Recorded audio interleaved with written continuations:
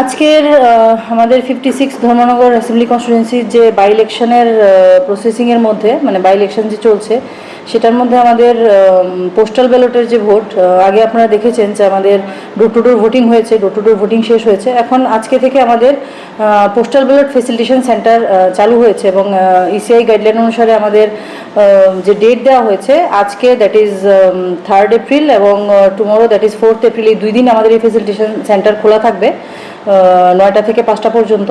এবং আমাদের total targeted voter এই ফেসিলিটেশন সেন্টারের জন্য আছেন 159।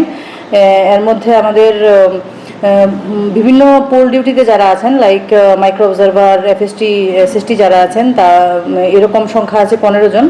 ড্রাইভার, ভিডিওগ্রাফার এই ক্যাটেগরিতে আছেন 5 জন, টিএসআরে আছেন 35 জন এবং পুলিশ পার্সোনাল আছেন 72 জন।